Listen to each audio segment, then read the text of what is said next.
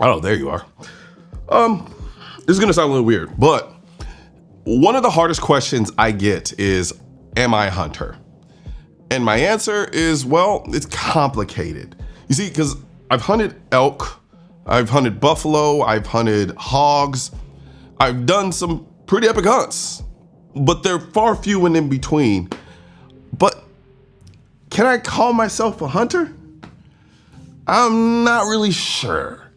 Still, I think about it all the time. Not just the gun I used, but the optic I would like to use if I were to go on this particular hunt or that particular hunt. But I don't consistently go hunting. And let me tell you, there are some wild optics out there. Ones that can see heat, pierce through darkness, and handle any situation essentially. But here's the thing. Those optics cost more than some people's cars. Like, they're really expensive, which makes sense considering you get one optic that pretty much does everything.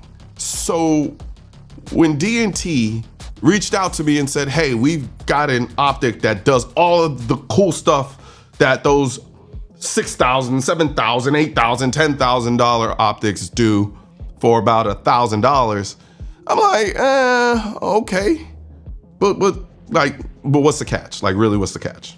Because when you hear about these do-it-all scopes for a fraction of the price, your first thought is it's probably going to be a gimmick. But I'm here to tell you, this particular optic that they sent me, it's not really a gimmick, like, at all. It's not perfect, but for the price, it's pretty damn impressive, I might say. So, when I first got my hands on the DNT TNC-225 LRF, these numbers and letters are so freaking annoying in the gun community. But anyway, I thought to myself, there's no way this thing can actually deliver. I mean, it's a digital optic that does everything. Day mode, heat tracking, low light performance, a rangefinder, and even a ballistic calculator.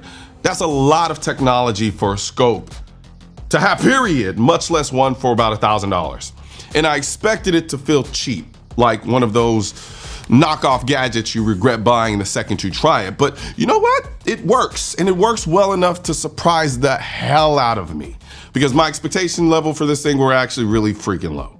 Now, before I kind of get into all of that other crap, I just want to go straight into my absolute favorite feature of this optic. And I don't even know if they really market it as this grand thing. I think it's freaking amazing because I spend a lot of times doing this and not always doing it very well. Zeroing this thing was the most simple zero I've ever experienced in my life. They call it a single shot zero. It's really 2 shots.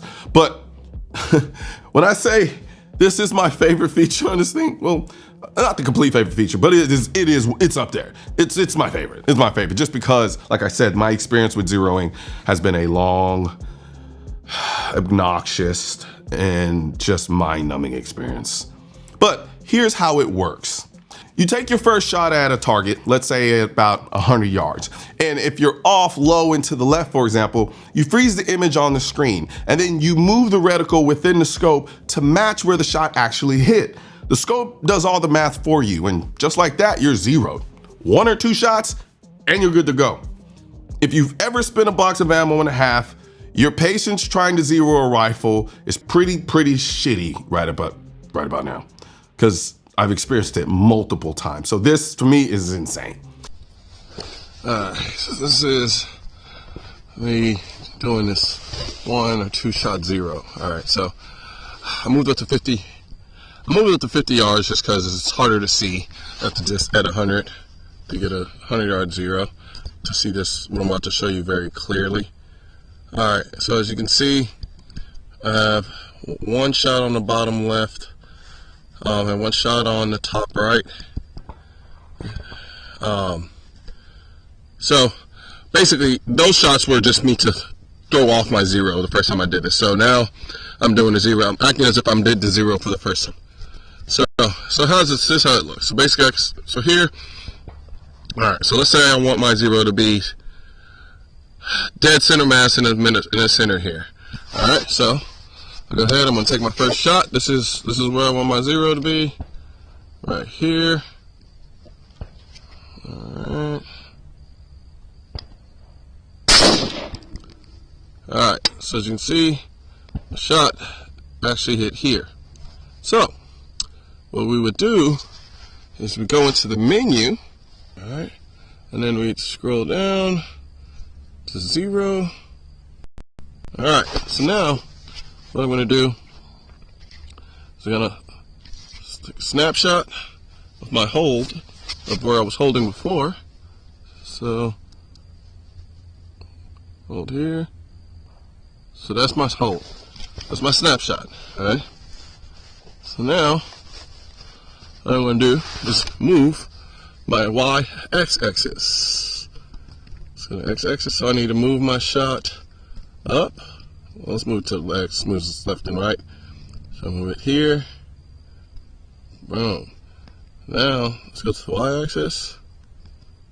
Let's move this up. Boom.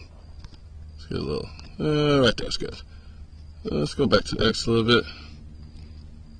And let's move this to the right.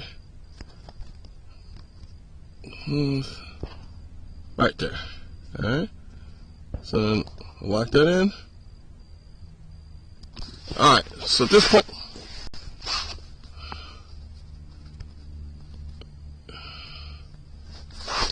this point, I'm gonna go here and I should be on. Alright, let's find out.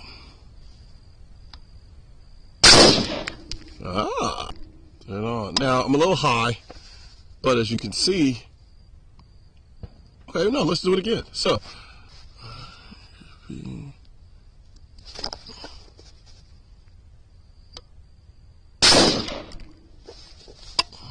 okay, there we go.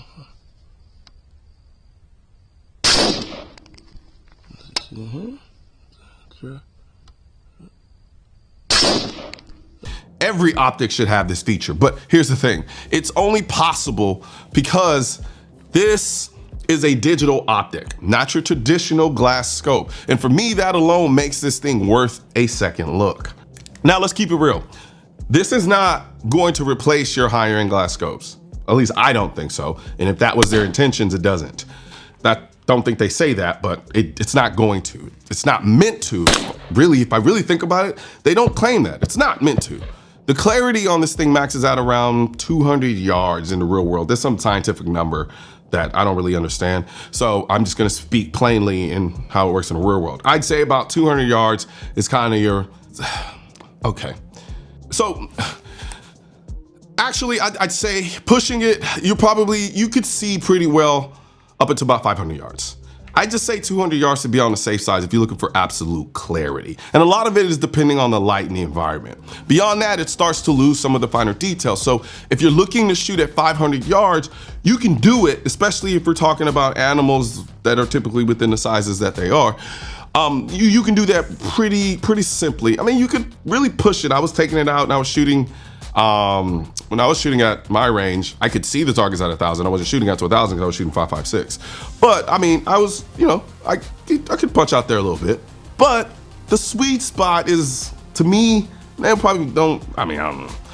I think its sweet spot is about 25 to 200 yards, as far as I'm concerned. 25 to 200 yards, it's more than good enough. Whether it's during the daytime, whether it's dusk, whether it's the dead of night, this thing is gonna adapt. And the built-in rangefinder is the actually kind of third or second thing that I really love about this. It really is kind of awesome because I take it and I put it on a target. It tells me how far it is, so I have an idea of what my hold is.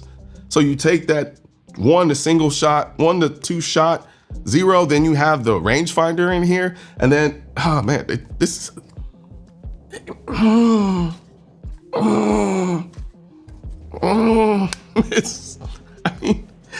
it's good. So who's this optic perfect for? I think it's perfect for someone like me. Or maybe someone like you, someone who doesn't hunt all the time, but wants gear that can handle different situations without breaking the bank. Whether you're hunting hogs at night, tracking a buck at dusk, or scanning dense brush during the day, this scope, gives you all of those options. And at about $1,000, maybe even less on the streets, it's not that expensive that you'll be scared to actually use it. And if anything, I think it's kind of a gateway drug.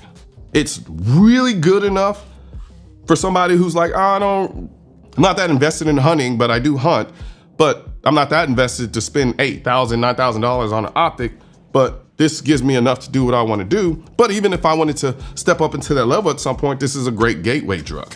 Now, would I call this a first and only scope? Probably not. It's more of a companion piece, something you add to your collection for its versatility.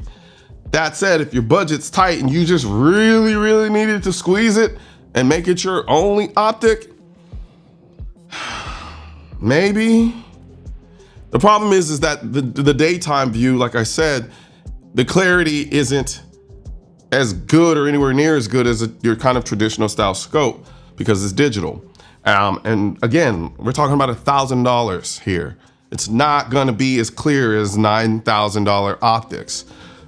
So for me, I think it's pushing it for it to be the one and only scope, but I also think it's a really good companion to a traditional scope. I mean, it's $1,000 and it does it all well. I mean, even the size of the actual optic itself, I expect this thing to be massive and ginormous, and it's not. I have it on this FN rifle, and it's noticeably heavier than, say, a red dot, but it's not that much heavier than something that's a 3-18, and this has a 3-20. Like, little spinny wheel here, spin this little thingy here to magnify and to decrease magnification, which I think is pretty actually convenient. The layout of the buttons are really nice. They're really simple. The learning curve for me was about 5-10 minutes.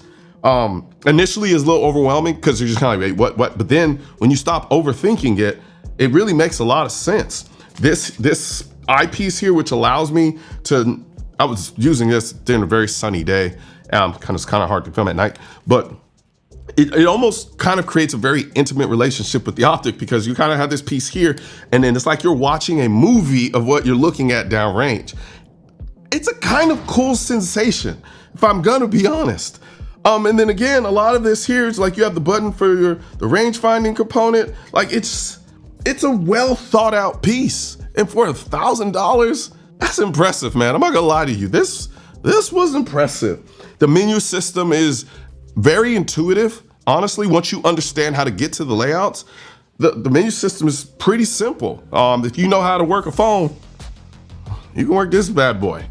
So, what's the verdict? Well, the DNT TNC-225 LRF, it's not perfect, but it's not, I don't think it's claiming to be perfect. But for $1,000, I think it's the perfect $1,000 digital optic. It's functional, it's versatile, it's surprisingly extremely capable. The single shot zero alone kind of makes it worth it in my world. And then add in the heat tracking, the low light capability, and the rangefinder. Man, you got a scope that punches way above its price tag. Way above its price tag. Y'all don't know how expensive these other type of optics are. So if you're looking for an optic that lets you hunt any time of the day, adapt to different environments, and doesn't cost more than your first car, this is the one. This is the one. I gotta be honest. Look, am I an expert on these type of optics? No, I'm not. But just from my layman experience and my understanding of the way the optics work and what's available out there and the options, I was really surprised at how good this thing was. I really was. And that's why I like to call it a gateway optic, because now I'm like, shit, if I could spend 10, 20 grand on these things, which is stupid to say, I have night vision, I spent like 15 grand on that. But if I became that serious of a hunter and I wanted to, and then I was more consistent with it and maybe upgrade, this is a beautiful gateway drug. And because of the cost, $1,000. Like it's not even something you put up in a drawer and you never touch it again. You'd still use it because it's that good. And the crazy thing is, I'm pretty sure they're gonna come out with even more iterations of this thing, and it may even get better over time. I would be scared if I was in the business of creating these do-all type of digital optics right now, because this This is goofy good. Goofy good. Goofy in the best way possible. You know what else is goofy good? These.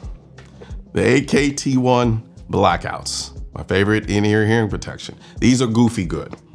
Don't care what no one says. They're goofy good.